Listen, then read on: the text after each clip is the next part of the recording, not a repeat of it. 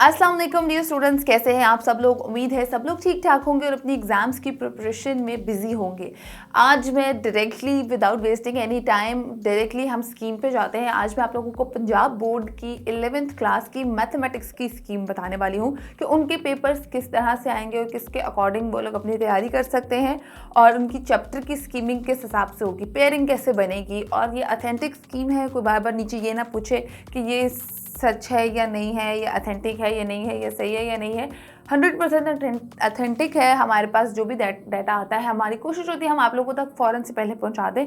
12th class की maths की scheme already बन चुकी है, वो आप लोग देख सकते हैं। आज मैं 11th क्लास की मैथमेटिक्स की स्कीम बताने वाली हूँ, तो गौर से देखिएगा। सबसे पहले स्टार्ट करते हैं ऑब्जेक्टिव टाइप से। ऑब्जेक्टिव पेपर आप लोगों का MCQs बेस होता है, जैसे सबको ही पता है ऑलरेडी। और MCQs आप लोगों के 20 मार्क्स के होते हैं, ठीक है। 20 मार्क्स के आपके MCQs आएंगे। और किस तरह से चैप्टर्स आप लोगों के हैं आपको मैं बताती हूँ। आप लोगों के जो चैप्टर्स हैं वो 1 से 14 तक हैं मैथ्स के, ठीक है। और ईच चैप्टर में से एक एक MCQs लाजमी पूछा जाएगा। 1 MCQ फ्रॉम ईच चैप्टर।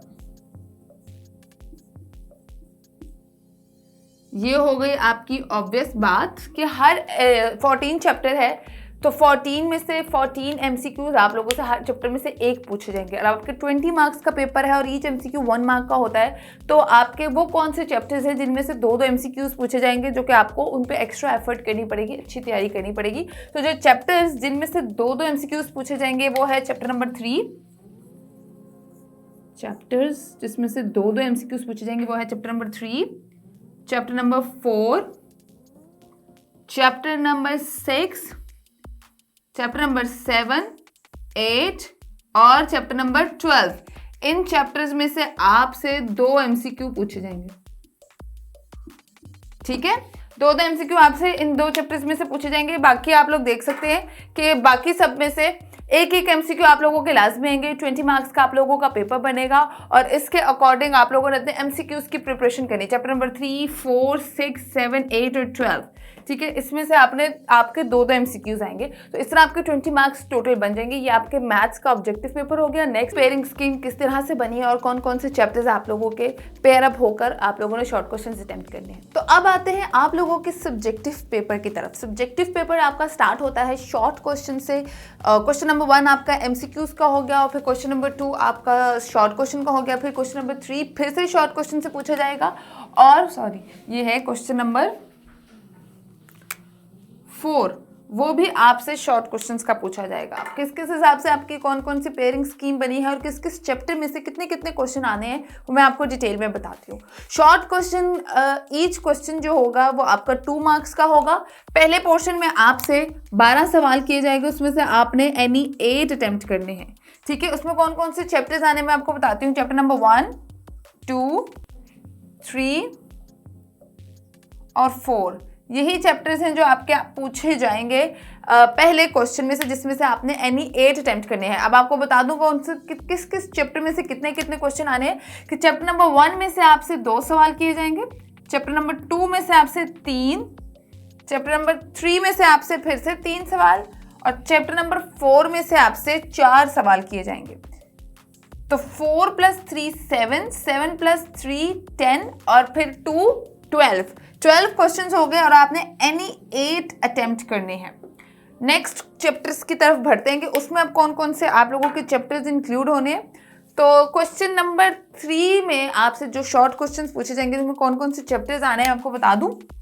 उसमें आएगा चैप्टर नंबर 5, 6, 7 और 8। चैप्टर्स का सीक्वेंस वैसे ही बना है आपका, मगर सिर्फ ये देख लें कि क्वेश्चंस जिस चैप्टर के ज़्यादा होंगे आपने 8 अटेम्प्ट करने हैं, तो आपने उसके अकॉर्डिंग अपनी प्रिपरेशन अच्छे तरीके से कर लेनी है। तो चैप्टर नंबर 5 में से आपसे एक क्वेश्चन पूछा जाएगा, तो आपके पास ऑप्शन है, इसको आप छोड़ सकते हैं। चैप्टर नंबर 5 में से शॉर्ट क्वेश्चंस ना प्रिपेयर करें, आपकी मर्जी है। उसके बाद चैप्टर नंबर 6 में से आपसे 5 सवाल किए जाएंगे। मतलब chapter number 6 is very important. आप शॉर्ट क्वेश्चन अपने चैप्टर नंबर 6 में से ही प्रिपेयर कर लें, तो 12 में से 8 क्वेश्चंस आपने अटेम्प्ट करने हैं, तो 5 तो आपके चैप्टर नंबर 6 में से ही हो जाने हैं। इस वाले पोर्शन में से भी 12 सवाल किए जाएंगे, उसमें आपने 8 अटेम्प्ट करने हैं।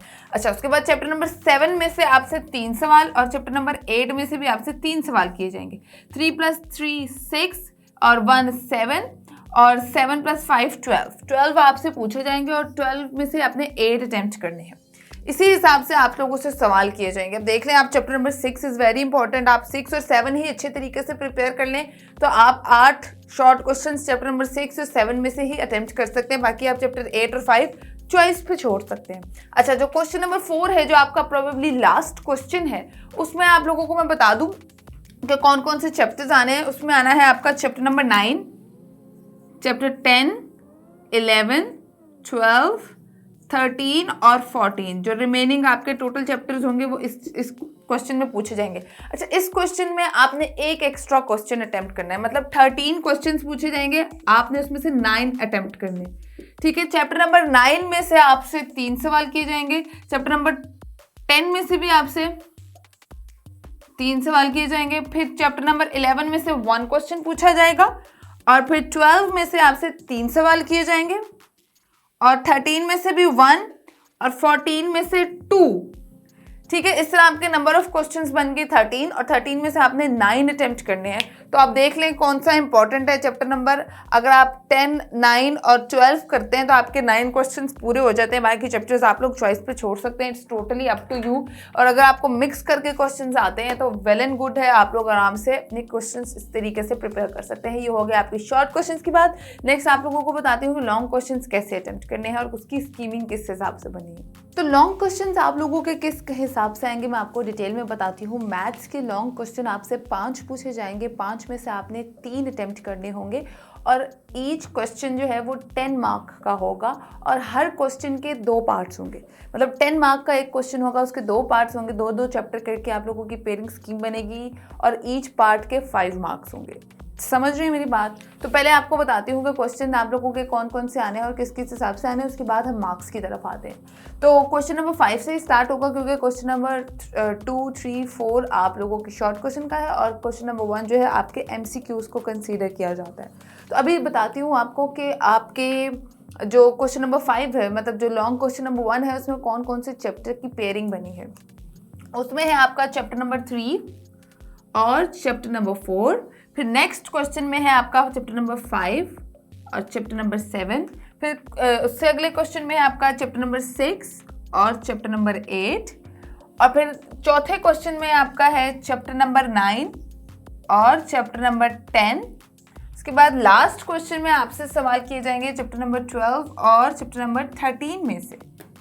ठीक है, ये हो गए आपकी चैप्टर्स की पेयरिंग स्कीम। इसी के अकॉर्डिंग आप लोगों का पेपर जो है वो बन के आएगा। अब मार्क्स का मैं आपको बता रही थी कि देखिए जैसे ये 2 चैप्टर्स हैं और आपके जो टोटल मार्क्स है क्वेश्चन के वो 10 है और ईच चैप्टर में से 5 मार्क्स का आपसे क्वेश्चन पूछा जाएगा। 5 + 5 = 10। इसके अकॉर्डिंग इस तरह से आपसे सवाल किया जाएगा। ठीक है, यही सारा फॉर्मेट होगा सारे क्वेश्चंस का और आपने एनी 3 क्वेश्चंस अटेम्प्ट करने हैं। इनमें से देख लें आपने 3, 4, 5, 7 या 6, 8 चैप्टर में से प्रिपेयर करना है या फिर 9, 10 और 12, 13 में से कोई प्रिपेयर करना है। फ़ायदा ये है आप लोगों को स्कीम्स का कि देखिए आपको पता है आपने 3 क्वेश्चंस अटेम्प्ट करने हैं, तो आपके पास लॉन्ग क्वेश्चन आपके टोटल चैप्टर 13-14 चैप्टर्स हैं, उसमें से आपको पता है कि आपने 6 चैप्टर्स में से लॉन्ग प्रिपेयर करने हैं। तो ये फ़ायदे वाली ही बात है। आप देख लें आपके कौन से चैप्टर्स अच्छे हैं जो आपको अच्छे तरीके से आते हैं, आप लोग उसके ही लॉन्ग क्वेश्चन प्रिपेयर कीजिएगा, टाइम वेस्ट मत कीजिएगा। तो इस हिसाब से आप लोगों का मैथमेटिक्स 11th क्लास का पेपर जो है वो बन के आएगा। आई होप ये वीडियो आप लोगों के लिए यूजफुल और इन्फॉर्मेटिव साबित हो। वीडियो पसंद आए तो लाइक, शेयर और कमेंट भी ज़रूर कीजिएगा। मैं दुआ करूँगी कि तमाम तरह स्टूडेंट्स को अल्लाह ताला कामयाब करे। और नीचे कमेंट सेक्शन में मुझे ज़रूर बताइएगा कि अगर आपको कोई और इशू है या कुछ आपने और भी पूछना है, मैं कोशिश करूँगी मैं आपके तमाम तरह सवालात के जवाब दे सकूँ। मुझे अभी फ़िलहाल दें इजाज़त, मैं दोबारा आऊँगी एक और इम्पॉर्टेंट सी वीडियो के साथ। तब तक के लिए अल्लाह हाफ़िज़।